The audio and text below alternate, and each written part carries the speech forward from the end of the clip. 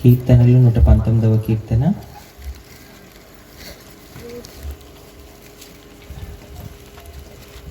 71వ వచనం. నేను నీ కట్టడలను నేర్చుకున్నట్లు శ్రమ నుండి ఎండుట నాకు మేలాయను. చాలు చాలు. శ్రమలు మనకి ఏం చేస్తారని వాక్యం చెప్తుంది? కుర్చీలో కూర్చున్న వాళ్ళని అడుగుతున్నాను, శ్రమలు మనకి ఏం చేస్తారని బైబిల్ చెప్తుందండి? మరి మీకు ఎందుకు ఏడుపు వస్తుంది? శ్రమలు మీకు మేలు చేస్తాయని మీరే చెప్పినప్పుడు, మీ నోటితో మీరే ఒప్పుకుంటున్నప్పుడు, చదివినప్పుడు మరి మీకు ఎందుకు ఏడుపు వస్తుంది? పరిశుద్ధాత్ముడు చాలా స్పష్టంగా చెప్తున్నాడు. ఇక్కడ కూర్చున్న మీలో కొంతమంది మీ జీవితంలో మీ కుటుంబంలో ఉన్న శ్రమలకి గాను రాత్రిపూట మీ ఇంట్లో అందరూ పడుకున్న తర్వాత మీలో కొంతమంది ఏం చేస్తున్నారో తెలుసా? ఆ శ్రమని జ్ఞాపకం చేసుకొని ఏడుస్తూ నిద్రలేని రాత్రులు గడుపుతున్న వారు కొంతమంది ఇక్కడ ఉన్నారని పరిశుద్ధాత్ముడు చెప్తున్నాడు. శ్రమ కలుగుట నాకు మేలాయను అనే మాట మీరే చదివినప్పుడు, మీ నోటితో మీరే ఒప్పుకుంటున్నప్పుడు మీకు ఇంకా ఏడుపు వస్తుంది అంటే దాని అర్థం ఏంటో తెలుసా? దేవుడి వాక్యం పట్ల మీకు విశ్వాసము లేదు. విశ్వాసము లేకుండా దేవుడికి ఇష్టడై ఉండుట అసాధ్యము నా ప్రియ సహోదరి సహోదరుడు. శ్రమ కలుగుట నాకు మేలాయను. ఇలాంటి అద్భుతమైన మాటలు ఏ గ్రంథాలను కూడా ఉండవండి. ఇదే మాటని మీరు అన్యుల దగ్గరికి వెళ్ళి, అన్నా అక్క శ్రమలు మనకి మేలు చేస్తాయి అని చెప్పారనుకోండి, అన్యులు మిమ్మల్ని ఏమంటారు తెలుసా? అరే ఇవిని హైదరాబాద్ ఎర్రగడ్డ తీసుకెళ్ళండి అంటారు. ఏముంది ఎర్రగడ్డలో? శ్రమలు మనకి మేలు చేయడం ఏంటి, పిచ్చిదాలా మాట్లాడుతున్నావు అంటారు అన్యులు. ఎందుకంటారు వాళ్ళ మాట చెప్పండి? సిలువను గూర్చిన వార్త నశించుచున్న వారికి వెర్రితనము గాని రక్షింపబడుచున్న మనకి దేవుని శక్తి అయినది. దేవుని వాక్యంలో ఉన్న మర్మము, భావము, తాత్పర్యము క్రైస్తవులుగా మనకు అర్థమవుతుంది కానీ అన్యులుగా వారికి అర్థం కాదు. యేసు నామములో చెబుతున్నాను, మన కోమటిలంక గ్రామములో ఉన్న అన్యులందరూ త్వరలోనే ధన్యులుగా మారుదురుగాక. మన కోమటిలంక గ్రామము నుండి ఒక్క ఆత్మ కూడా నరకానికి వెళ్లకుండా ఉండును గాక. రెండు చేతులు ఆకాశం వైపు చూపించి బిగ్గరగా చప్పలు కొడుతూ ఆకాశమందు నాశనుడు కనపరచండి. యేసయ్యా మా గ్రామము నుండి ఒక్క ఆత్మ కూడా నరకానికి వెళ్ళకూడదయ్యా. మా కోమటిలంక గ్రామములో ఉన్న అన్యులందరూ త్వరలోనే ధన్యులుగా మారాలి యేసయ్యా అని చెప్పి విశ్వాసంతో చప్పలు కొట్టండి. అందుకే శ్రమల గురించి ఒక గొప్ప దైవజనుడు ఏమన్నాడో తెలుసా? శ్రమలని కోరుకోవాలి, శ్రమలతోనే ఆడుకోవాలి. మన ఇంట్లో శ్రమలు లేకపోతేనంట సంతలోకి వెళ్ళి శ్రమలు కొని తెచ్చుకోవాలంట. అంటే దాని అర్థం ఏంటి? శ్రమలు ఉంటేనే మనకి జీవితం విలువ, దేవుడి విలువ తెలుస్తుంది. కష్టపడుతున్న వాడికి సుఖం విలువ తెలుస్తుందండి, కానీ సుఖపడేవాడికి కష్టం విలువ తెలియదు. నిజమైన సుఖం మనకి కష్టంలోనే దొరుకుతుంది. ఆ వ్యక్తి చాలా కోటీశ్వరుడు, చిన్నప్పటి నుంచి చాలా సుకుమారంగా పెరిగాడు. ఎంత సుకుమారంగా అంటే కాలు కింద పెడితే కందిపోద్దేమో అన్నంత సుకుమారంగా పెరిగాడు ఆ కోటీశ్వరుడు. అతనికి ఒక భార్య, ఆమెకు ఒక ఆశ. ఏంటి ఆశ? నా భర్తకి మంచిగా వంట చేసి పెట్టి, ఏమే ఇవాళ వంట సూపర్ చేసావే అని తన భర్త చేత పొగిడించుకోవాలనేది ఆమె ఆశ. అయితే ఈ కోటీశ్వరుడికి ఈ భార్య రోజు రుచికరమైన వంటలు వండి పెడుతూ ఉంటే మనోడు అంటాడంట, ఒసేయ్ ఈరోజు ఈ కూరలో ఉప్పు లేదు, ఈరోజు ఈ కూరలో కారం లేదు, అసలు ఇవాళ వంట ఏమీ బాగోలేదని చెప్పి రోజు వంకలు పెడుతూ తిడుతూ ఉన్నాడంట. ఆ భార్యకి చింత, అసలు నా చేతి వంట నా భర్తకి ఎప్పుడు నచ్చుద్ది, ఒక్కసారైనా ఈరోజు వంట బాగా చేసావని చెప్పి ఎప్పుడు అంటాడని చెప్పి ఆ భార్య ఎదురు చూస్తూ బాధపడుతూ ఉంది. ఒకరోజు ఈ కోటీశ్వరుడి పరిస్థితి తారుబారైపోయింది. అమీర్ కాస్త గరీబ్ అయిపోయాడు. అనుకోకుండా ఆస్తి అంతా పోయింది, పేదవాడు అయిపోయాడు. ఎంత పెద్దవాడో తెలుసా? ఇంట్లో నుంచి బయటికి వెళ్ళి కష్టపడితే గానీ కడుపు నిండినంత పెద్దవాడు అయిపోయాడు. పాటలు పాడుతుంది. మీకు ఒక సందేహం రావచ్చు, ఏంటంజలి ఎక్కడో కేరళ రాష్ట్రంలో పుట్టి ఒక ముస్లిం కుటుంబం నుంచి రక్షించబడి చదువు లేకపోయినా, మన తెలుగువారు కాకపోయినా తెలుగులో యేసయ్య పాటలు పాడుతుందా? అది ఎలా సాధ్యం? అది సాధ్యమేనా? సాధ్యమే. మనకి ఏదైతే అసాధ్యమో అది ఎవరికి సాధ్యం? మరి దేవుడు ఆస్మా సిస్టర్ చేత తెలుగులో ఎలా పాటలు పాడిస్తూ ఘనత పొందుతున్నాడో విందామా, చూద్దామా? మరి అందరూ ఆస్మా సిస్టర్ని ఆహ్వానించండి.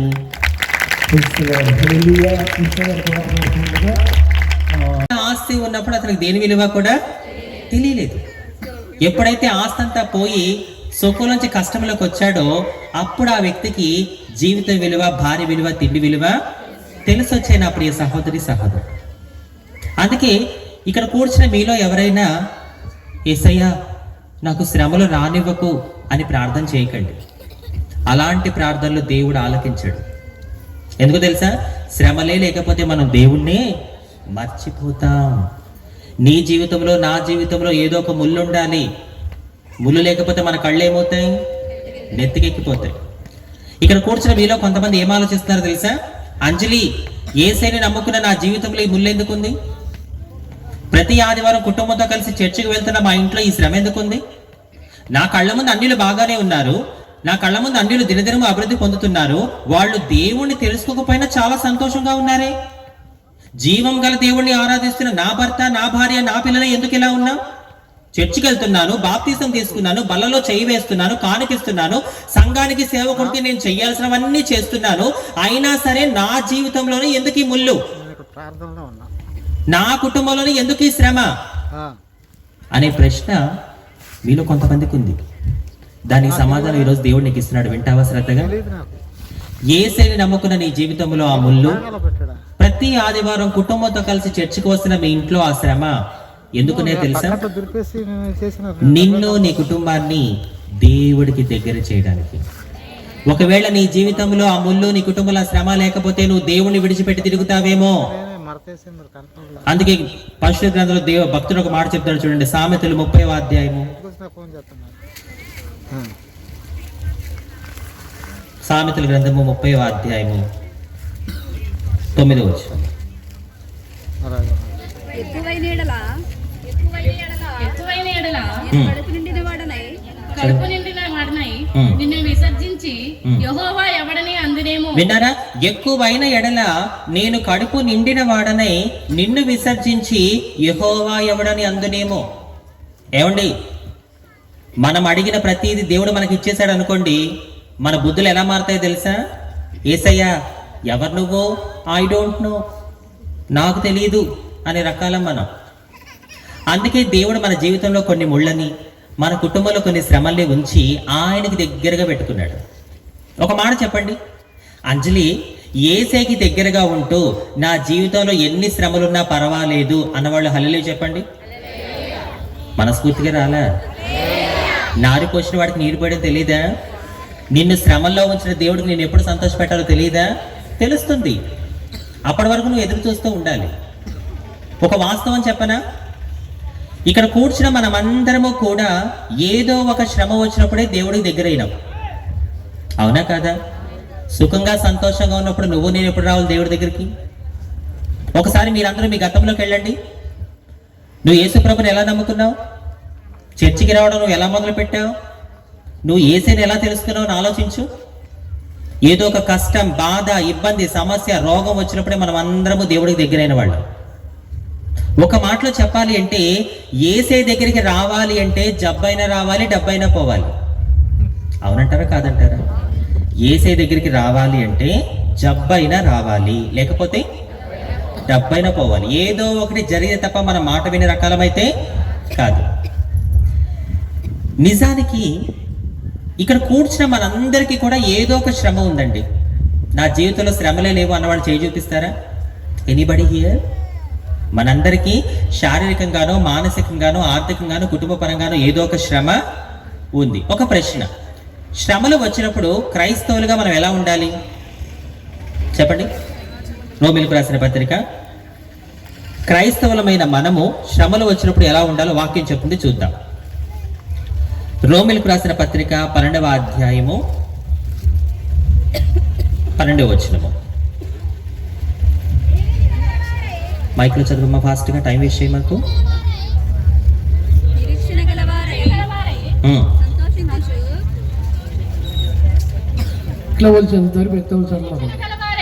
సంతోషించుచు శ్రమందు ఓర్పు గలవారై ప్రార్థనయందు పట్టుదల కలిగి ఉండుడి. ఇప్పుడు చెప్పండి, శ్రమలు వచ్చినప్పుడు ఎలా ఉండాలి? శ్రమలు వచ్చినప్పుడు ఎలా ఉండాలి? నిరీక్షణ గలవారై సంతోషించుచు శ్రమయందు. ఇప్పుడు చెప్పాలి, శ్రమలు వచ్చినప్పుడు ఎలా ఉండాలి? చెబుతున్నావా, ఉంటున్నావా? శ్రమలు వచ్చినప్పుడు ఓర్పుగా ఉండాలి అని నువ్వు చెబుతున్నావా, ఉంటున్నావా? చెప్పడం వేరు, ఉండడం వేరు. దేవుడు మాట్లాడుతున్నాడు, శ్రద్ధగా వినండి. నేను క్రైస్తవుణ్ణి, క్రైస్తవురాల్ని అని చెప్పుకోవడం వేరు, క్రైస్తవుడిగా క్రైస్తవురాలుగా బ్రతకడం వేరు. Am I right? Are you agree with me? I repeat again. నేను క్రైస్తవుణ్ణి, క్రైస్తవురాల్ని అని చెప్పుకోవడం వేరు, క్రైస్తవుడిగా క్రైస్తవురాలుగా జీవించడము బ్రతకడము వేరు. క్షమించండి ఇలా మాట్లాడుతున్నందుకు. ఇక్కడ కూర్చున్న మీలో చాలా మంది మీ క్రైస్తవులమండి అని చెప్పుకుంటున్నారు. మీలో కొంతమంది మాత్రమే క్రైస్తవులా జీవిస్తున్నారు. ఎవరైతే క్రైస్తవులు అని చెప్పుకుంటారో వాళ్ళకి వచ్చిన శ్రమల్లో ఓర్పుగా ఉండలేరు. ఎవరైతే క్రీస్తు కొరకు నిజమైన క్రైస్తవులుగా జీవిస్తూ ఉంటారో వాళ్ళు ఎన్ని శ్రమలు వచ్చినా ఆయన వైపు చూస్తూ ఓర్పుగా ఉండగలరు. నా ప్రియ సహోదరి సహోదరుడా, మీ అందరికీ చేతులు జోడించి ఒక మాట చెప్తాను, జాగ్రత్తగా వినండి. ఇక నుంచి మీరు క్రైస్తవులు అని చెప్పుకోవడం మానేసి క్రీస్తు కొరకు నిజమైన క్రైస్తవులుగా జీవించి చూపించండి, బ్రతికి చూపించండి. యేసు నామములో మన ప్రవర్తన ఇతరులకు సువార్తగా అందునుగాక. ఈ రోజులో నోటితో సువార్త చెప్తే ఎవరు వినరు. మన ప్రవర్తన ద్వారా కొన్ని సందర్భాలు ఇతరులకు సువార్త అందించాలి. ఏంటి అంజలి? మన ప్రవర్తన ద్వారా ఇతరులకు సువార్త అందించాలా? అది సాధ్యమేనా? మీరే చెప్పండి. మన ప్రవర్తన ద్వారా ఇతరులకు సువార్త అందించడం సాధ్యమా, అసాధ్యమా? సాధ్యమే. ఎగ్జాంపుల్, పౌలు శీలలు జైల్లో ఉన్నప్పుడు చెరసాల నాయకుడు వాళ్ళ కాళ్ళ మీద పడి మరీ అడుగుతాడు, రక్షణ పొందాలంటే నేనేం చెయ్యాలి అని. అక్కడ పౌలు శీలలు ఆ వ్యక్తికి సువార్త చెప్పినట్టుగా కానీ, బాప్తిజం తీసుకోమన్నట్టుగా కానీ, మాతో పాటు చర్చికి రా అని పిలిచినట్టుగా కానీ ఉండదు. మరి అక్కడ సువార్త చెప్పకుండానే ఎలా ఆ వ్యక్తి వాళ్ళ కాళ్ళ మీద పడి మరి రక్షణ పొందాలంటే నేనేం చేయాలని చెప్పి అడుగుంటారు? అతన్ని అలా అడిగేలా చేసినవి 3 సందర్భాలు. ఏంటా 3 సందర్భాలు? 1, ఎప్పుడైతే పౌలు శీలలు జైల్లో దేవుని స్తుతించడం మొదలు పెట్టారో ఈ చెరసాల నాయకుడు అనుకుంటున్నాడు, అరే నేను ఎన్నో సంవత్సరాలుగా ఈ జైల్లో చెరసాల నాయకుడిగా పనిచేస్తున్నాను. ఇన్నేళ్ల నా సర్వీసులో ఈ జైల్లోకి వచ్చిన ఎంతో మంది ఖైదీలు ఏడవడం చూశాను, బాధపడడం చూశాను, దిగాలుగా కూర్చోవడం చూశాను. కానీ వీళ్ళేం చేస్తున్నారు? స్తోత్రం స్తోత్రం అని చెప్పి దేవుని స్తుతిస్తూ ఉన్నారు. ఆశ్చర్యపోయాడు. ఒక సందర్భం. 2వ సందర్భం ఏంటి? ఎప్పుడైతే వీళ్ళు దేవుని స్తుతించడం మొదలు పెట్టారో మన దేవుడు ఏం చేశాడు? చెరసాల పునాదుల్ని కదిలించి పడేశాడు. 2వ సందర్భం. 3వ సందర్భం ఏంటో తెలుసా? వాళ్ళకి పారిపోయే అవకాశం ఉన్నా వాళ్ళు పారిపోకుండా అక్కడే ఉన్నారు. ఆ వ్యక్తి అనుకుంటున్నాడు, చెరసాల నాయకుడు, ఈ జైల్లో ఉన్న ఖైదీలు ఎప్పుడు అవకాశం దొరుకుతుందా పారిపోదాం అనుకుంటారు, కానీ వీళ్ళకి పారిపోయే అవకాశం ఉన్నా వీళ్ళు పారిపోకుండా ఇక్కడే ఉన్నారు. ఈ 3 సందర్భాలను బట్టి ఆ చెరసాల నాయకుడికి అర్థమైంది ఏంటో తెలుసా? వీళ్ళు నమ్ముకొని ఆరాధిస్తున్న దేవుడు జీవము కలిగిన దేవుడు. ఆ 3 సందర్భాలను బట్టి ఆ వ్యక్తికి అర్థమైపోయింది వీళ్ళ దేవుడు గొప్పవాడని చెప్పి. అందుకే సువార్త చెప్పకుండానే ఆ వ్యక్తి వాళ్ళ కాళ్ళ మీద పడి మరి రక్షణ పొందాలంటే నేనేం చేయాలి అంటాడు. ఆ తర్వాత అతని కుటుంబం కూడా రక్షించబడుతుంది. అది తర్వాత స్టోరీ జరిగింది. నేను అదే అంటున్నా, ఈ రోజుల్లో నోటితో సువార్త చెప్తే ఎవరు వినరు నా ప్రియ సహోదరి సహోదరుడా. కొన్ని సందర్భాల్లో నీ మాట, నీ చూపు, నీ నడవడిక, దేవుడు నీ పట్ల చేసే కార్యాలే ఇతరులకి సువార్తగా అందాలి. ఒక మాట చెప్పనా? మనిషి తన ఆలోచనలో కూడా సుఖానికే ప్రాధాన్యత ఇస్తాడు తప్ప శ్రమకి ప్రాధాన్యత ఇవ్వడు. బైబిల్లో మనందరికి తెలిసిన మాట ఉంది, శోధించబడిన మీదట సువర్ణంగా మారుతాము. అందరూ అలాగే ఆలోచిస్తారు. నేను శోధించబడ్డాక నా జీవితం సువర్ణం అయిపోతుంది అనుకుంటారు. కానీ నీ జీవితం సువర్ణంగా మారాలంటే ముందు నువ్వు దేన్ని ఎదుర్కోవాలి? శోధన ఎదుర్కోవాలి. ఎగ్జాంపుల్కి మనమందరం వంట చేస్తాం. వంట చేసినప్పుడు తాలింపులు వేస్తాం. ఆ తాలింపులు ముఖ్యంగా ఆవాలు వేస్తాం. ఆవాల రుచి వండక ముందు ఎలా ఉంటుంది? వండాక మధురంగా మారుతుంది. అంటే చేదుగా ఉన్న ఆవాలు రుచికరంగా మారాలి అంటే అవి ఖచ్చితంగా నూనెలో వేయించబడాలి, కూరలో ఉడికించబడాలి. అప్పుడే దానికున్న చేదిపోయి మధురం అనేది వస్తుంది. అలాగే మీ జీవితాలు సువర్ణంగా మారాలి అంటే మీరు ఖచ్చితంగా శ్రమల చేత శోధించబడాల్సిందే. నా ప్రియ క్రైస్తవులారా, మీకు తెలుసా శ్రమ కలుగుట నాకు మేలాయును అనే ఈ మాట నా పట్ల, నా కుటుంబం పట్ల అక్షరాలా నెరవేరింది. మీ జీవితంలోని, మీ కుటుంబంలోనే కాదు శ్రమలు, మా కుటుంబంలో కూడా ఎన్నో శ్రమలు వచ్చాయి. ఎలాంటి శ్రమలు తెలుసా? చావు తప్ప వేరే దిక్కు లేదు మాకు, అన్ని శ్రమలు వచ్చాయి. ఆ శ్రమలు వచ్చినప్పుడు మేమేం చేసాం? మేమేం చేస్తే ఆ శ్రమలన్నింటినీ కూడా దేవుడు మాకు మేలుగా మార్చాడో కొన్ని నిమిషాలు చెప్తున్నాను, వినండి. దానికన్నా ముందు ఒక మాట, అంజలి, నువ్వు అన్నట్టుగా నా జీవితంలో శ్రమలు ఉన్నాయి, నా కుటుంబంలో కూడా శ్రమలు ఉన్నాయి. మాకున్న శ్రమలు మాకు మేలులు అవ్వాలి అని మీలో ఎంతమంది కోరుకుంటున్నారు? చేయి చూపించండి. థ్యాంక్ యూ, దించేసండి. అయితే చేతులెత్తిన మీ అందరి శ్రమలు మీకు మేలులైపోతాయి. ఆమెను కాదు పిచ్చిదాన చెప్పేది విను, పూర్తిగా చెప్పనివ్వేంటి? ఆమెనంటే బాగా నేర్చుకున్నారు మీరు, పూర్తిగా చెప్పనివ్వండి. చేతులెత్తిన మీ అందరి శ్రమలు మీకు మేలులైపోతాయి అని నేను చెప్పను, కానీ ఒక మాట మాత్రం ఖచ్చితంగా చెప్తాను. పరుగు పందెంలో 10 మంది పరిగెడుతున్నారు. ఎంతమంది ఫస్ట్ వస్తారు? ఆ ఒక్కదానివి ఈరోజు నువ్వు అయిపోను గాక, ఆ ఒక్కడివి నువ్వు అయిపోను గాక, ఆ ఒక వ్యక్తిగా దేవుడు నేను ఉంచును గాక. దేవుడు కొన్ని నిమిషాలు ఈ ప్రాంగణాన్ని అంతా కూడా బెతెస్దా కోనేరుగా మార్చేశాడు. ఆమెను చెప్తారనుకున్నారు మీరు. దేనికి ఆమెను చెప్పాలో దానికి ఆమెను చెప్పరు. ఆశీర్వాదాలు అనగానే మీ నోట్ల నుంచి తెలియకుండా మీకు ఆమెను వచ్చేస్తుంది. అంటే మీరు ఆశీర్వాదాలకు అలా అలవాటైపోయారు. గుర్తుపెట్టుకోండి, దేవుడు మనకిచ్చిన ఆశీర్వాదాలు మనం ఎంతకాలం ఉంచుకుంటామో ఓడిపోకుంటామో మనకు తెలియదు, కానీ ఈ రాత్రి నుంచి దేవుని నువ్వు ఏమడగాలో తెలుసా? యేసయ్యా, నువ్వు నన్ను ఆత్మలో బలపరచు. ఏమని అడుగుతావు? ఆత్మలో నువ్వు బలపరచని అడగాలి యేసయ్యని. ఆశీర్వాదం నేను పరలోకానికి చేరుస్తుందా? ఏమా, ఆశీర్వాదం నేను పరలోకానికి చేర్చదు. నువ్వు ఎప్పుడైతే ఆత్మలో బలంగా తయారవుతావో నువ్వు నీ జీవితంలో కుడికైనా ఎడమకైనా తొట్టిల్లకుండా అంతము వరకు నమ్మకమైన భక్తి చేస్తావు. ఆ భక్తి, ఆ రక్షణ నేను పరలోకానికి చేరుస్తాయి. కాబట్టి ఈ రోజు నుంచి నువ్వు చేసే ప్రార్థనలో ఏముండాలో తెలుసా? యేసయ్యా, నన్ను, నా భార్యని, నా భర్తని, నా పిల్లల్ని ఆత్మలో బలంగా తయారు చేయని చెప్పి ప్రార్థన చేయాలి. కాబట్టి మళ్ళీ చెప్తున్నాను, ఆమెను అనడానికి సిద్ధంగా ఉండండి. దేవుడు కొన్ని నిమిషాలు ఈ ప్రాంగణాన్ని అంతా కూడా బెతెస్దా కోనేరుగా మార్చేశాడు. ఆనాడు ఆ బెతెస్దా కోనేరులో ఎవరైతే ముందు దిగారో వారికి ఏమొచ్చింది కదా. ఇప్పుడు కొన్ని నిమిషాలు ఎవరైతే దేవుని వాక్యాన్ని చాలా జాగ్రత్తగా వింటారో వారి జీవితాలలో ఆశీర్వాదం రాబోతుంది, రక్షణ రాబోతుంది, సంతోషం రాబోతుంది. జాగ్రత్తగా వినండి. మాది పుట్టుకతోనే క్రైస్తవ కుటుంబం కాదు, మాది ఒక హైందవ కుటుంబం, చౌదరి కుటుంబం మాది. చౌదరి అంటారు, కమ్మకులం అంటారు. మీలో చాలా మందికి తెలుసని అనుకుంటున్నాను. మీరు అడగవచ్చు, అంజలి ఇక్కడ నీ కులం పేరు ఎందుకు చెప్పావు? ఒక కారణం ఉంది. సమాజంలో చాలా మంది అనే మాట ఏంటంటే యేసు ప్రభు పలానా జాతి వాళ్ళకే, పలానా మతాల వాళ్ళకే దేవుడు అని చెప్తుంటారు. నిజమా మాట? వాక్యం ఏం చెప్తుందో చూద్దాం రండి.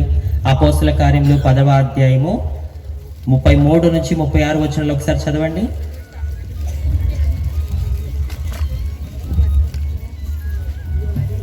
వెంటనే నిన్ను పిలిచి తిని నీవు వచ్చిదివని మంచిది, ప్రభు నీకు ఆజ్ఞాపించుచున్న వినుటకై ఇప్పుడు మేమందరము దేవుని ఎదుట ఇక్కడ కూడి ఉన్నామని చెప్పెను.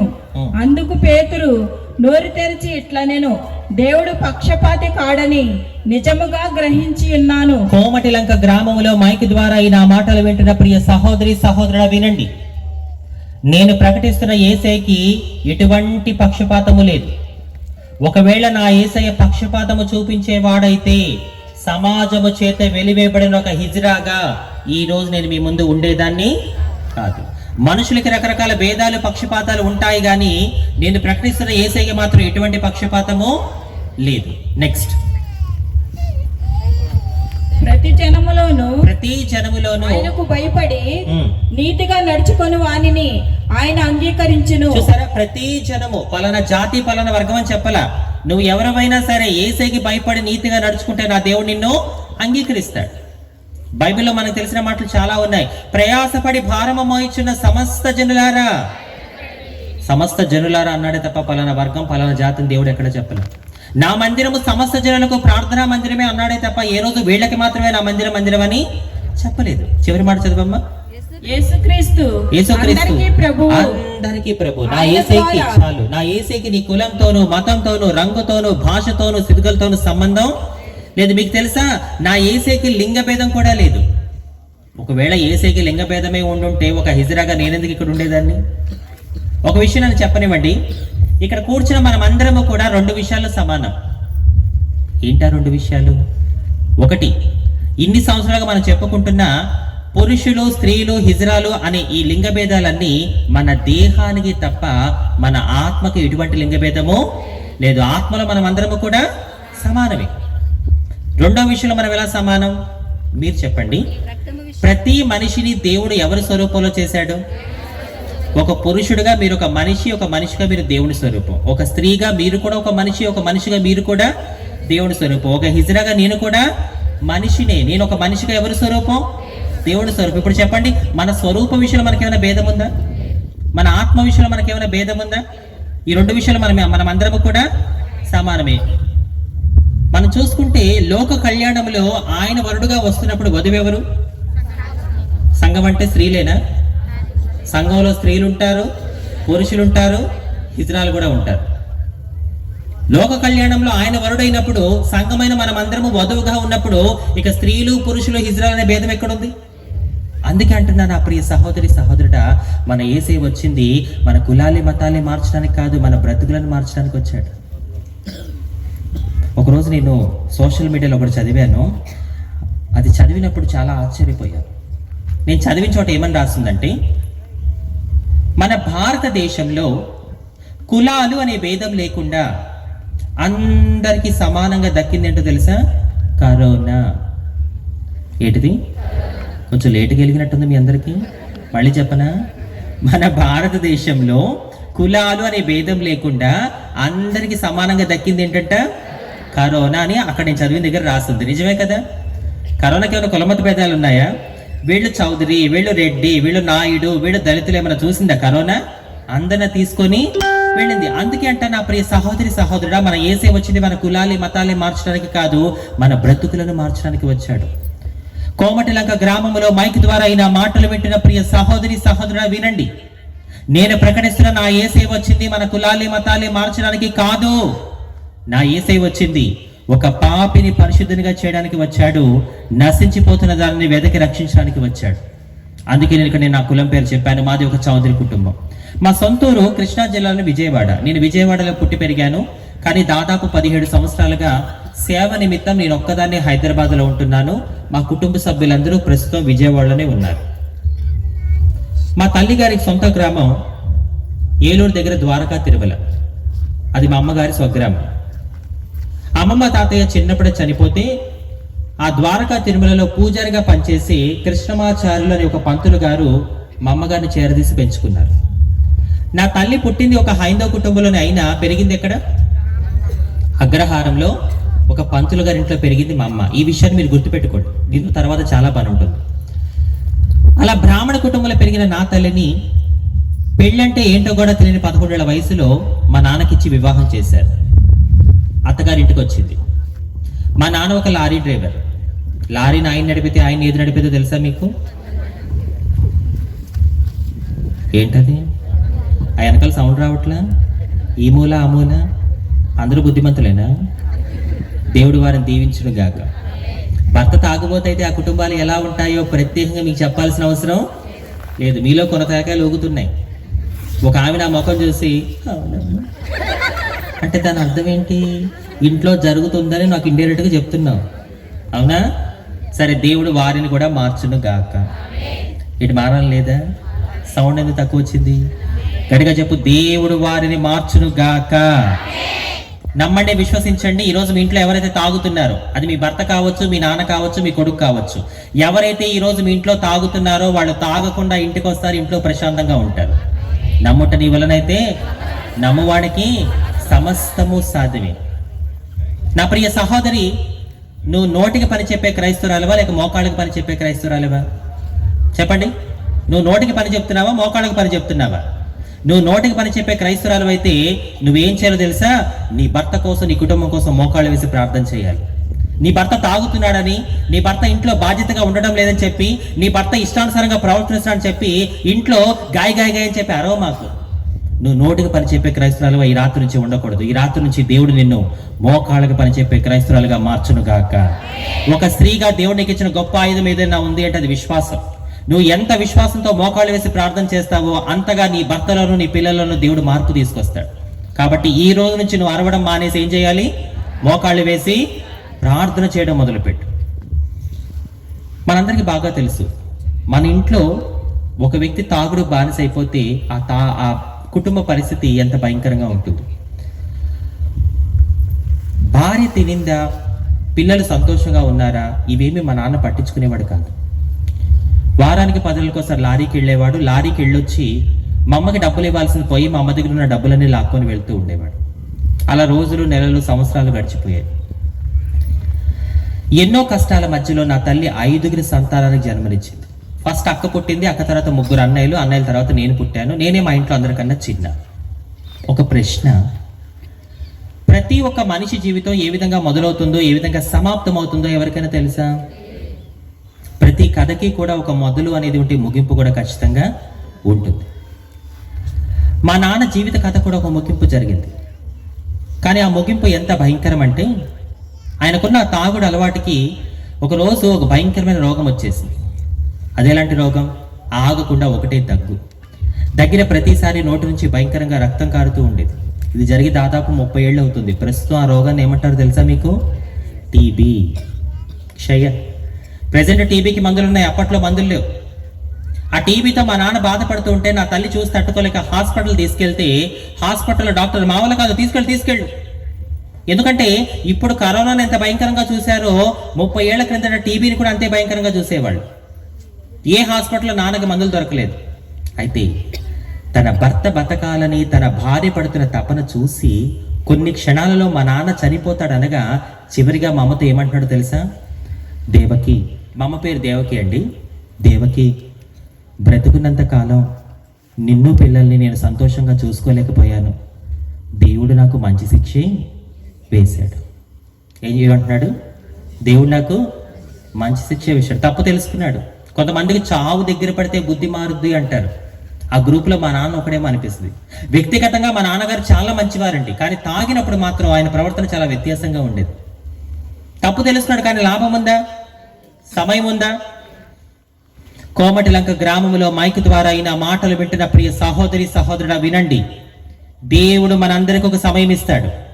ఆ సమయంలోపు నువ్వు మారావా సరే, ఆ సమయంలోపు నువ్వు మారలేదా మన ఎండింగ్ ఎలా ఉంటుందో తెలుసా? అగ్ని ఆరదు, ఒంటికి పట్టిన పురుగు చావదు. జైల్లో ఉన్న ఖైదీకి ఒక నమ్మకం, నేను ఎప్పటికైనా విడుదలవుతాను, బయటికి వెళ్ళి మా ఇంట్లో వాళ్ళతో కలిసి జీవిస్తాను అని చెప్పి. హాస్పిటల్లో అడ్మిట్ అయిన పేషెంట్ కూడా ఒక నమ్మకం, ఏదో ఒక రోజు నా రోగం తగ్గిపోతుంది, నేను మళ్ళీ మా ఇంటికి వెళ్ళిపోతానని చెప్పి. కానీ ఒక్కసారి నరకానికి వెళ్ళిన వ్యక్తికి తిరిగి వస్తానన్న నమ్మకం కానీ వచ్చే అవకాశం కానీ ఉండనే ఉండదు. కాబట్టి దేవుడు నీకు ఇచ్చిన సమయంలోపే నువ్వు మారి ఆయన కనబడితే ఎంత బాగుంటుంది. దేవుడు మా నాన్నకి ఇచ్చిన సమయం అయిపోయింది, ఫైనల్ స్టేజ్లో ఉన్నాడు, కొన్ని క్షణాల్లో చనిపోబోతున్నాడు. మా అమ్మ కాళ్ళ మీద పడి బ్రతుకున్నాడు. దేవకి, ఏదోడు చేసి నన్ను బ్రతికించు, ఇక నుంచి నేను తాగను, నిన్ను పిల్లల్ని బాగా చూసుకుంటాను అంటున్నాడు. కానీ దెర్ వాజ్ నో టైం, సమయం లేదు. ఫైనల్గా జరిగింది ఏంటో తెలుసా? మేమందరము చూస్తుండగానే మా అందరి కళ్ళ ముందే మా తండ్రి ఆ టీబీ వ్యాధితో మరణ వేదన అనుభవిస్తూ ప్రాణాలు విడిచాడు. He's gone. నాన్న చనిపోయాడు, కుటుంబ బాధ్యత అమ్మ చేతిలోకి వచ్చేసింది. అక్క, 3 అన్నలు, నేను. మా 5గురిని పోషించడం ఎలాగో మా అమ్మకి అర్థం కావట్లేదు. ఎందుకంటే చిన్న వయసులో పెళ్లి చేశారు. చిన్నప్పుడే అమ్మమ్మ తాతయ్య చనిపోయారు. పంతులు గారి ఇంట్లో అనాథలా పెరిగింది. చిన్న వయసులో పెళ్లి చేశారు. తాగుబోతు భర్త. ఆ 5 పిల్లలు పుట్టాక ఆయన గుడ్ బై చెప్పి బయలుదేరాడు. లోక జ్ఞానం తెలియదు, చదువు లేదు. ఈ 5 పిల్లల్ని ఎలా పోషించాలో నా తల్లికి అర్థం కావట్లే. కొన్ని సందర్భాల్లో పూట గడమే కష్టంగా ఉండేది. భయంకరమైన శ్రమలు, చచ్చిపోతే బాగుంటుంది కదా అనుకునే సందర్భాలు. అంతా అయిపోయింది అనుకున్నప్పుడు యేసయ్య మా కుటుంబానికి ప్రవేశించాడు. చప్పలు కొడుతూ దేవుని కనపరచండి. నా ప్రియ సహోదరుడా, నా ప్రియ సహోదరి, నువ్వు ఎప్పుడైతే అంతా అయిపోయింది అనుకుంటున్నావో అప్పుడే దేవుడు తన పని మొదలు పెడతాడు. గుర్తుపెట్టుకో. ఇశ్రాయేలు ప్రజలు ఐగుప్తు బానిసత్వం నుంచి విడిపించబడి వాగ్దాన దేశానికి వెళ్తున్నారు. వెనక శత్రువులు తరుముతున్నారు. ముందేమో ఎర్ర సముద్రం. వెనక్కి వెళ్దామా, శత్రువులు చంపేస్తారు. ముందుకెళ్దామా, సముద్రంలో మునిగి చచ్చిపోతాం. వాళ్ళు అప్పుడు ఏమనుకున్నారో తెలుసా? అంతా అయిపోయింది. వాళ్ళంతా అయిపోయింది అనుకున్నారు. కానీ అప్పుడే దేవుడు తన పని మొదలుపెట్టి వాళ్ళు ఊహించని రీతిలో నా దేవుడు వాళ్ళ కోసం ఎర్ర సముద్రాన్ని పాయలుగా చేశాడు. బిగ్గరగా చప్పలు కొట్టాడు దేవుడికి. నేను అదే అంటున్నా, నా ప్రియ సహోదరి సహోదరుడా, నువ్వు ఎప్పుడైతే అంతా అయిపోయింది, నా జీవితం అంతా అయిపోయింది, నా కుటుంబ పరిస్థితి అంతా అయిపోయింది అనుకుంటున్నావో, that is the right time to God. అదే సరైన సమయం దేవుడికి. అలాంటి సమయంలో దేవుడు ఏం చేస్తాడో తెలుసా? నువ్వు ఊహించని రీతిలో ఒక అద్భుతాన్ని దేవుడు నీ జీవితంలో, నీ కుటుంబంలో జరిగిస్తాడు. ఒక హైందవ కుటుంబంలో పుట్టిన నా తల్లి పెరిగింది ఎక్కడని చెప్పాను? అమ్మమ్మ తాతయ్య చనిపోయి ఎవరు పెంచుకున్నారు మా అమ్మని? ఏలూరు దగ్గర ద్వారకా తిరుమల అనే గుడిలో ఉండే కృష్ణమాచార్యులు అనే ఒక పంతులు గారు మా అమ్మగారిని చేరదీసి పెంచుకున్నారు. ఎప్పుడైతే అమ్మ బ్రాహ్మణ కుటుంబంలో పెరగడం మొదలు పెట్టిందో ఆమెకు అవే అలవాట్లు అయిపోయాయి. 6 నెలలు సావాసం చేస్తే వాళ్ళు వీళ్ళు అంటారు కదా, ఆమెకు అవే పద్ధతులు వచ్చేసాయి. ఏంటి ఆ పద్ధతులు? ఊడ్చిన చోటే పస్తాలు ఊడుస్తూ ఉంటుంది, కడిగిన చోటే పస్తాలు కడుగుతూ ఉంటుంది, ఎక్కడ తీసిన వస్తువు అక్కడే పెట్టాలి, అంతా శుభ్రంగా ఉండాలి, నీట్గా ఉండాలి. మా అన్నయ్యలు బయటకు వెళ్తే స్నానం చేస్తే కానీ ఇంట్లోకి రానిచ్చేది కాదు. మా పక్కింట్లో ఉండే ఆంటీ వారికి అర్థమయ్యేది కాదు మేము చౌదరి కుటుంబం బ్రాహ్మణ కుటుంబం. కొన్ని సందర్భాల్లో మా పక్కింటి ఆంటీ వాళ్ళు వచ్చి మా అమ్మని అడుగుతూ ఉండేవారు, దేవకమ్మ మీరు చౌదరి కుటుంబం వారా బ్రాహ్మణ కుటుంబం వారా? అవేం పూజలమ్మా, ఎలుగేవో తెలుగుతానే ఉంటుంది, చేసే పూజలు చేస్తానే ఉంటావు, వారంలో ఏదో ఒక రోజు ఉపవాసం అంటావు. అంటే నా తల్లి ఒక బ్రాహ్మణ కుటుంబంలో పెరిగేసరికి ఆమె విధానాలన్నీ కూడా ఒక బ్రాహ్మణ కుటుంబంలో ఉండేటట్టుగా అలవాటు అయిపోయింది ఆమెకి. కానీ ఇక్కడ మీరందరూ ఆశ్చర్యపోయే ఒక విషయం చెప్పంటారా? నా కుటుంబంలో మొదటిగా క్రీస్తుని తన సొంత రక్షకుడు అంగీకరించింది మా అమ్మగారే. మీరు ఆశ్చర్యపోవచ్చు, అదేంటి అంజలి, మీ అమ్మ ఒక హైందవ కుటుంబంలో పుట్టిందన్నావు, బ్రాహ్మణ కుటుంబంలో పెరిగిందన్నావు, ఎంతో నిష్టగా నియమంగా ఉండేదన్నావు, అలాంటి మీ తల్లిగారి ద్వారా మీ కుటుంబం రక్షించబడిందా? ఎస్, మా ఇంట్లో ఫస్ట్ టైం ఏసేం తెలుసుకుంది అమ్మే. మా అమ్మగారు బాప్తిజం తీసుకున్న తర్వాత మేము అందరం కూడా మెల్లమెల్లగా దేవుడిని నమ్ముకొని రక్షించబడ్డాం. అది ఎలా జరిగింది? మేము ఎలా దేవుడిని నమ్ముకున్నామో చెప్పే ముందు మేము దేవుడిని నమ్ముకున్న తర్వాత ఏం జరిగిందో ఒక సందర్భం మీతో చెప్పి ఆ విషయం చెప్తాను. మా అమ్మ మేమందరం ఎప్పుడైతే యేసు ప్రభుని నమ్ముకొని చర్చికి వెళ్ళడం మొదలు పెట్టామో మా చుట్టాల్లో చాలా మంది మాతో మాట్లాడడం మానేశారు. అయినా సరే నా తల్లి యేసు ప్రభుని నమ్ముకున్న తర్వాత శ్రమలు వస్తాయి. ఆ శ్రమలు వచ్చినప్పుడు ఎలా ఉండాలి? మనం ఇప్పుడే వాక్యం చదువుకున్నాం. ఓర్పుగా ఉండాలనే సత్యాన్ని గ్రహించి యేసు ప్రభుని నమ్ముకున్న తర్వాత అయిన వాళ్ళు దూరం పెట్టిన నా తల్లి ఓర్పుగా ఉండడం మొదలుపెట్టింది. ఒకరోజు అమ్మకి ఆరోగ్యం బాగోల, హఠాత్తుగా ఒక ఆలోచన వచ్చింది. నేను నా పిల్లలు యేసు ప్రభుని నమ్ముకున్నామని చెప్పి అయిన వాళ్ళందరూ నన్ను నా పిల్లలు దూరం పెట్టేశారు, నాకేమో వయసు అయిపోతుంది, పిల్లలు చూస్తే ఎదుగుతూ ఉన్నారు, రేపంటే ఒక రోజున నాకేదైనా జరగరాంది జరిగితే నా పిల్లల మంచి చెడు ఎవరు చూస్తారు అనే ఆలోచనతో ఒకరోజు మా అమ్మ మమ్మల్ని తీసుకొని మా పిన్ని వాళ్ళ ఇంటికి వెళ్ళారు, మా అమ్మ వాళ్ళ చెల్లింటికి. ఏ రోజైతే మా అమ్మ మమ్మల్ని మా పిన్ని వాళ్ళ ఇంటికి తీసుకెళ్ళిందో అదే రోజు మా పిన్ని వాళ్ళ కూతురికి పెళ్లి సంబంధం వచ్చింది. ఆ రోజు మా పిన్ని ఏం చేసిందో తెలుసా? మమ్మల్ని డైరెక్ట్గా ఇంట్లోకి పిలవకుండా దొడ్డిదారులను తీసుకొని వచ్చి వంటగదిలో కూర్చోబెట్టి, అక్క ఇక్కడే కూర్చో, తెలిసిన వాళ్ళు వచ్చారు, ఒక 5 నిమిషాలు మాట్లాడి పంపిస్తానని చెప్పి కొన్ని గంటల సేపు మా పిన్ని మమ్మల్ని వంటగదిలో కూర్చోబెట్టింది. ఎందుకు చేసింది మా పిన్ని ఆ రోజు అలాగా? అమ్మ, మేము దేవుని నమ్ముకున్నామని చెప్పాల్సి వస్తే ఆ రోజు వాళ్ళ అమ్మాయికి వచ్చిన పెళ్లి సంబంధం ఆగిపోతుందనే ఉద్దేశం. మా పిన్ని ఆ పని చేసేసరికి మా అమ్మ వంటగదిలో కూర్చొని ఏడుస్తుంది. మా అమ్మ ఏడిస్తే మేము తట్టుకోలేము, ఎందుకంటే చిన్నప్పటి నుంచి నాన్న లేకపోయినా మమ్మల్ని బంగారంలో పెంచింది మా తల్లి మమ్మల్ని. ఆ రోజు మా అమ్మ ఏడుస్తుంటే మా అన్నయ్యలు చూసి తట్టుకోలేక ఏడుస్తున్న మా అమ్మని ఆ వంటగది నుంచి తీసుకొని వచ్చేసారు. ఆ రోజు నుంచి ఈ రోజు వరకు కూడా మేము వాళ్ళ గుమ్మం కూడా తొక్కలేదు. ఇది జరిగి దాదాపు 27 సంవత్సరాలు అయింది. మీరు అడగొచ్చు, ఏంటంజలి 27 సంవత్సరాలైనా మీరు మీ పిన్ని వాళ్ళ ఇంటికి వెళ్ళలేదా? ఎందుకని? ఆహా, ఆ రోజు మీ పిన్ని అలా చేసిందని మనసులో పెట్టేసుకున్నారా? కక్ష, కోపమా అంటే ఏమండి, కక్ష కాదు, కోపం కాదు, ఏమీ కాదు. మనం జీవం గల దేవుడిని ఆరాధిస్తున్నాం. శత్రువుని కూడా ప్రేమించే మనసు యేసే మనకి ఇచ్చాడు.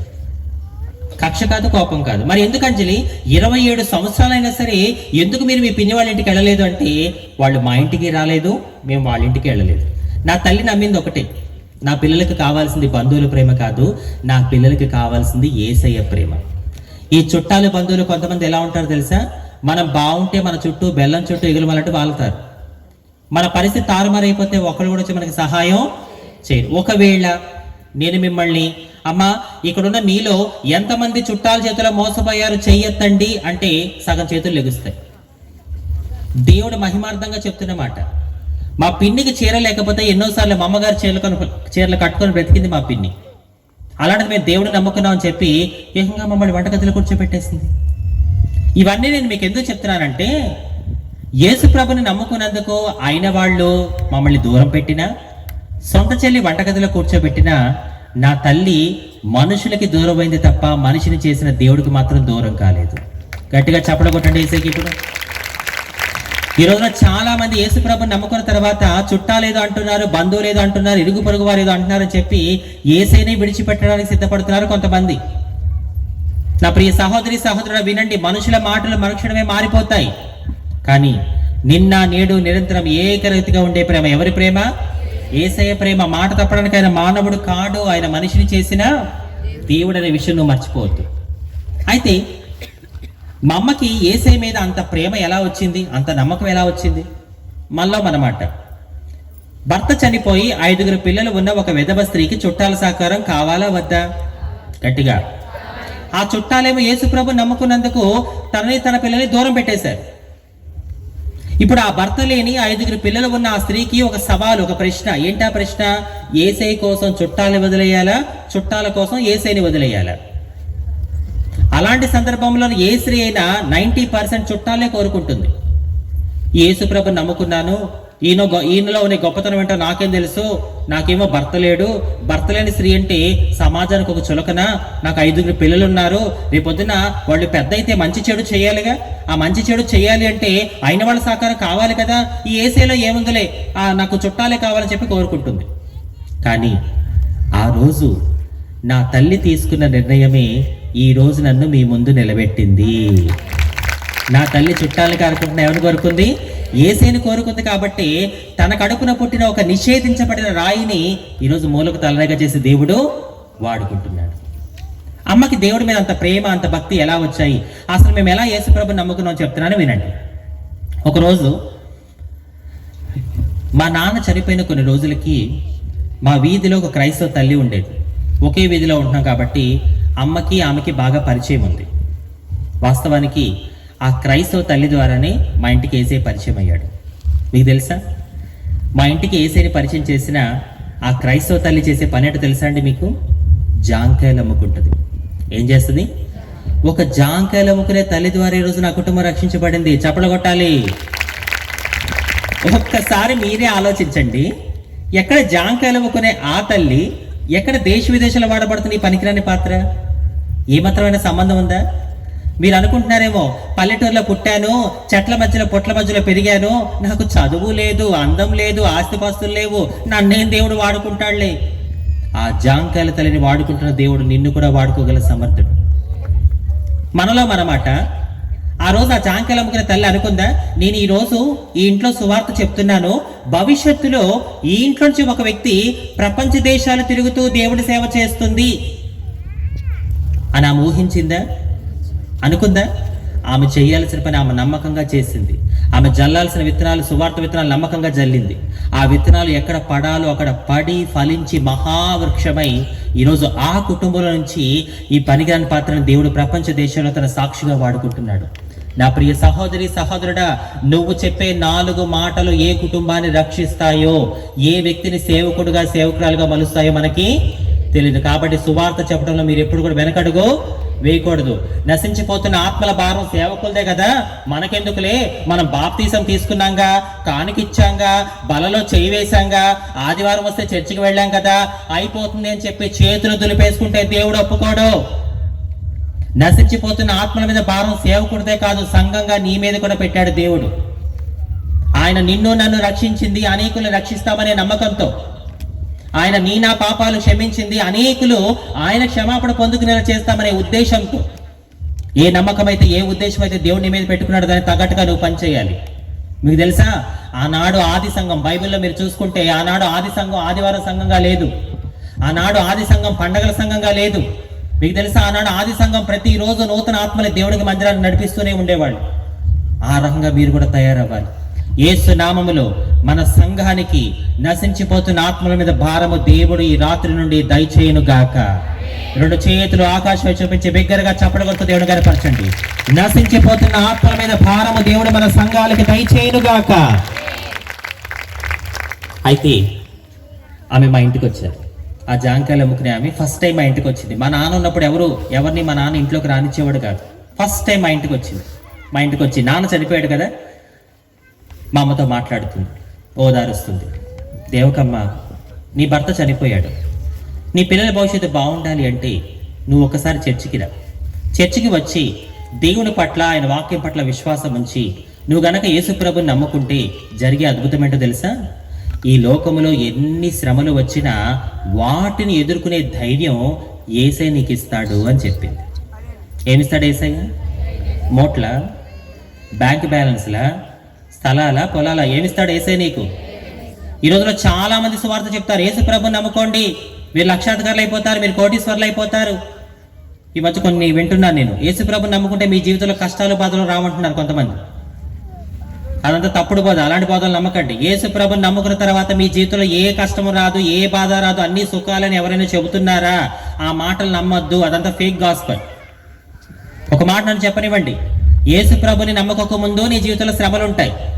యేసుప్రభుని నమ్ముకున్న తర్వాత కూడా నీ జీవితంలో ఉండవా? ఉంటాయి. మీరు అడగొచ్చు, మరి ఏమి లాభం అంజలి యేసుప్రభుని నమ్ముకొని? విను పూర్తిగా. యేసుప్రభుని నమ్ముకోక ముందు నీ జీవితంలో శ్రమలు ఉంటాయి కదా, ఆ శ్రమలో నీకేం చేయాలో అర్థం కాదు. కానీ యేసుప్రభుని నమ్ముకున్న తర్వాత నీకు శ్రమలు వస్తాయి కదా, ఆ శ్రమల్లో నీతో పాటు ఆయన కూడా పోరాడతాడు. యుద్ధం ఆయన జరిగించి గెలుపు నీకు దయచేస్తాడు. ఈ క్లారిటీ నీకు రావాలి. నేను ఓపెన్గా ఒక మాట చెప్పనా, క్షమించండి ఇలా మాట్లాడుతున్నందుకు. మీలో కొంతమంది ఎందుకు యేసుప్రభుని నమ్ముకుంటున్నారనే క్లారిటీ కూడా మీకు లేదు. మీలో కొంతమంది అయితే మీ అవసరాలు తీర్చుకోవడం కోసమే యేసుప్రభుని నమ్ముకుంటున్నారు. నా ప్రియ సహోదరి సహోదరుడా, యేసయ్య మీ అవసరాలు 100కి 100% తీరుస్తాడు, అందులో ఏ డౌటు లేదు. కానీ నీ అవసరం తీర్చుకోవడానికే నువ్వు యేసుప్రభుని నమ్ముకున్నావా? రేపంటూ ఒక రోజున నీ అవసరం తీరిపోయిన తర్వాత నువ్వు దేవుడికి దూరం అయిపోయే అవకాశం ఉంటుంది. దేవుడి దీవెన నిన్ను దేవుడికి దగ్గర చేయాలి తప్ప దేవుడికి దూరం చేయకూడదు. 10 మంది కుష్ఠరోగులు యేసయ్య స్వస్థపరిచాడండి. ఎంతమంది వెనక్కి వచ్చారు? మరి మిగతా 9 మందికి ఏం మాయ రోగం? దానికి కారణం ఏంటో తెలుసా? దేవుడి దీవెన తీసుకున్న వాళ్ళు ఏమైపోయారు? దేవుడికి దూరం అయిపోయారు. నాకు అనిపిస్తుంది, నేను జస్ట్ ఇమాజిన్ చేసుకుంటా, ఆ 9 మంది వెళ్తున్నప్పుడు అందులో 2, అరే ఆయన ఎవరో యేసయ్య అంటరా, ఎన్నో రోజులుగా మనం కుష్ఠరోగంతో బాధపడుతూ ఉంటే చిటికలో మనల్ని స్వస్థపరిచేశాడ్రా, ఆయన ఎవరో కూడా మనకు సరిగ్గా తెలియదు, ఒకసారి వెనక్కి వెళ్ళి ఆయన కలుద్దామా అంటే ఒకడంటాడు, అరే ఆయన ఎవరైతే మనకెందుకు, మనకు కావలసిన స్వస్థత మనకు వచ్చేసింది, మనకు కావలసిన దీవెన మనకు వచ్చేసింది, పద మన జీవితాన్ని స్టార్ట్ చేద్దాం అన్నాడు. కానీ ఆ ఒక్కడు ఎందుకు వెనకొచ్చాడో తెలుసా? ఆ ఒక్కడు రావడానికి కారణం ఏంటో తెలుసా? అయ్యో అయ్యో, నేను ఒక కుష్ఠరోగిని, చచ్చే వరకు ఈ కుష్ఠరోగంతో చచ్చిపోవాల్సిందే, బాధపడాల్సిందే అనుకున్నాను. నేను ఎక్కడో కొండ గుహల్లో ఊరి చివరి ఎక్కడో బతికేవాడిని, నాకు మంచినీళ్ళు ఇచ్చేవాళ్ళు లేరు, నా ఆకలి తీర్చేవాళ్ళు లేరు, నన్ను పలకరించేవాళ్ళు లేరు, నేను చచ్చే వరకు ఈ కుష్ఠరోగంతో బతకాల్సిందే అనుకున్నా. అలాంటి నన్ను యేసయ్య వచ్చి స్వస్థపరిచాడు. ఒక్కసారి వెనక్కి వెళ్ళి ఆయనకి థ్యాంక్స్ చెప్దామని చెప్పి ఆ ఒక్కడు గతాన్ని జ్ఞాపకం చేసుకున్నాడు. కాబట్టి దేవుడి దీవెన పొందుకున్న ఆ వ్యక్తి దేవుడికి ఏమయ్యాడు? దగ్గరయ్యాడు. ఆ ఒక్కళ్ళలా ఉందామా? ఆ 9 మందిలా ఉందామా? ఆ ఒక్కళ్ళలా ఉంటే ఎంత బాగుంటుంది. నేను ఒక మాట చెప్పనా, మీలో కొంతమందిని దేవుడు దీవించడానికి బాధపడుతున్నాడు, భయపడుతున్నాడు. అయ్యో అదేంటి అంజలి అంత మాట అనేసావు? మాలో కొంతమందిని దేవుడు దీవించడానికి భయపడుతున్నాడా? ఎస్, మీలో కొంతమందిని దేవుడు దీవించడానికి భయపడుతున్నాడు. ఎందుకో తెలుసా? నా కుమార్తెని, నా కుమారుణ్ణి దీవిస్తే ఆ దీవెన పట్టుకొని వాళ్ళు నా దగ్గర నుంచి దూరం అయిపోతారేమో అనే భయం ఆయనకుంది.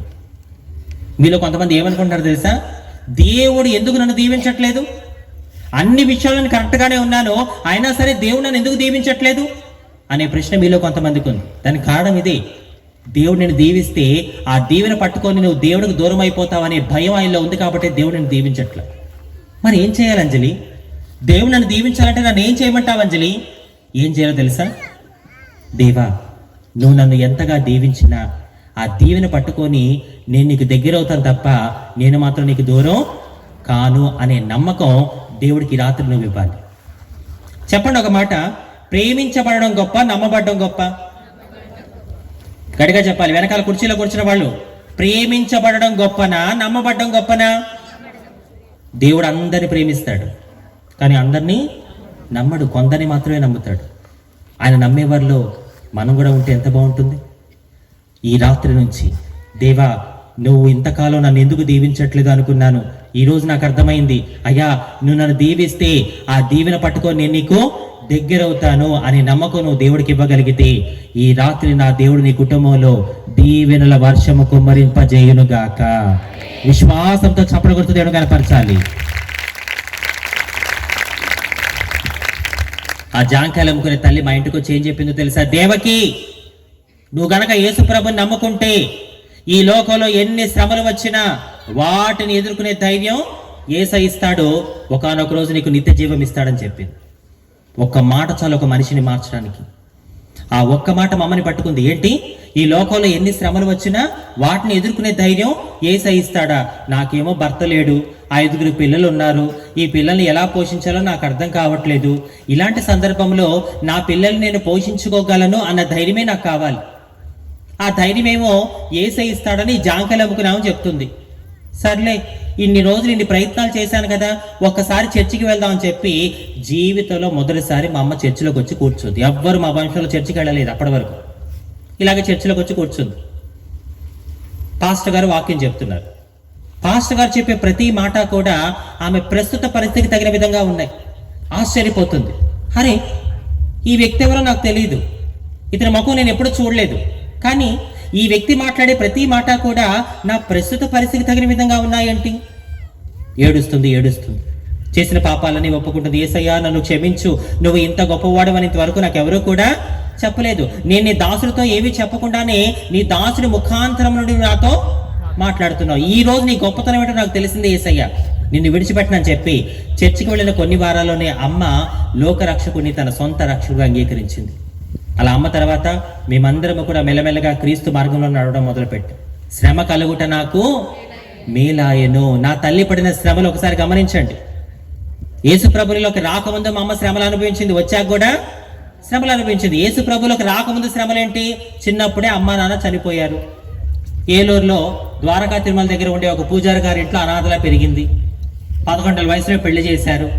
తాగుబోతు భర్త బతికినంతకాలం ఏ రోజు ఇంట్లో ప్రశాంతత లేదు. 5 పిల్లలు పుట్టాక భర్త దూరం అయ్యాడు. యేసు ప్రభులోకి రాకముందు మా అమ్మ పడిన శ్రమలు. యేసు ప్రభుకి వచ్చిన తర్వాత శ్రమలేంటి? ఆయన వాళ్ళేమో దూరం పెట్టేశారు. సొంత చెల్లి వంటగదిలో కూర్చోబెట్టి కూతురుకు వచ్చిన పెళ్లి సంబంధం కూడా చెప్పలేదు. అంటే మీరు ఇక్కడ గమనిస్తే, నా తల్లి క్రీస్తులోకి రాకముందు శ్రమలు పడింది, క్రీస్తులోకి వచ్చాక కూడా శ్రమలు పడింది. ఆ శ్రమల్లో నా తల్లి ఓర్పుగా ధైర్యంగా ఉన్నందున జరిగిన అద్భుతం ఏంటో తెలుసా? జరిగిన మేలేంటో తెలుసా? ఇప్పుడు మా ఇంట్లో 1995 మా అమ్మగారు బాప్తీసం తీసుకున్నారు. ఇదే సంవత్సరం 2000. అంటే అమ్మ రక్షించబడి ఇప్పటికి ఎన్ని సంవత్సరాలు అయిందంటారు? దాదాపు 30 సంవత్సరాలు అయిపోయింది. ఈ 30 సంవత్సరాల మా కుటుంబంలో జరిగిన మేలేంటో తెలుసా? ప్రస్తుతం మా అక్కకు పెళ్ళి అయిపోయింది, ఆమెకి 2 కొడుకులు. 3 అన్నలకి పెళ్ళిళ్ళు అయిపోయినాయి, వాళ్ళకి 2 పిల్లలు. నా కుటుంబంలో అమ్మ రక్షించబడింది, 3 అన్నలు రక్షించబడ్డారు, నేను రక్షించబడ్డాను. నా తల్లికి పుట్టిన 5 సంతానంలో నాకు 3 అన్నయ్యలు అని చెప్పాను కదా. మా పెద్ద నేను కూడా దేవుడు సేవకుడుగా వాడుకుంటున్నాడు. చివరి సంతానమైన నన్ను దేవుడు ఒక ఇవాంజలిస్ట్గా వాడుకుంటున్నాడు. మా తల్లికి పుట్టిన 5 సంతానంలో 2 దేవుడు సేవకులుగా దీవించి నడిపిస్తున్నాడు. చౌదరి కుటుంబంలో పుట్టిన మేము క్రీస్తుని మా సొంత రక్షకుడిగా అంగీకరించి నేటికి 30 సంవత్సరాలు అయిపోయింది. చప్పల గుర్తు గట్టిగా దేవుడు కనపరచండి. మీరు అడగొచ్చు, అంజలి మీరు యేసు ప్రభుని నమ్ముకొని 30 ఏళ్ళు అయింది కదా, ఈ 30 ఏళ్లలో మీకు అన్ని సంతోషాలేనా, సుఖాలేనా, ఆనందాలేనా అంటే నేనేమంటాను తెలుసా? లేదు. ఈ 30 ఏళ్లలో మాకు రోగాలు వచ్చాయి, కుటుంబ కలహాలు వచ్చాయి, ఆర్థిక సమస్యలు వచ్చాయి, ఎన్నో రకాల శ్రమలు వచ్చాయి. కానీ ఎన్ని వచ్చినా మాలో ఉన్నవాడు లోకములో ఉన్నవాడి కన్నా గొప్పవాడు, పిలిచినవాడు, నమ్మదగినవాడు. ఒకప్పుడు యేసులోకి రాకముందు శ్రమలు వస్తే ఏం చేయాలో అర్థమయ్యేది కాదు. కానీ యేసు ప్రభుని నమ్ముకున్న మాకు శ్రమలు వచ్చినప్పుడు మేము చెప్పే మాట తెలుసా? యెహోవా ఈరే. ఏంటిది? దాని అర్థం ఏంటి?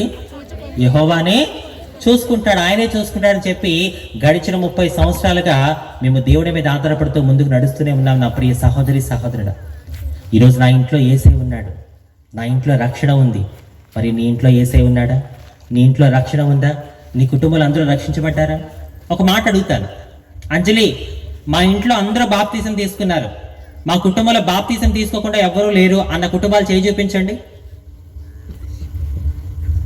ఎనీబడి? ఏంటి, ఒక్క కుటుంబం కూడా లేదా? లేదా నేను అడిగింది అర్థం కాలేదా? మా కుటుంబంలో అందరూ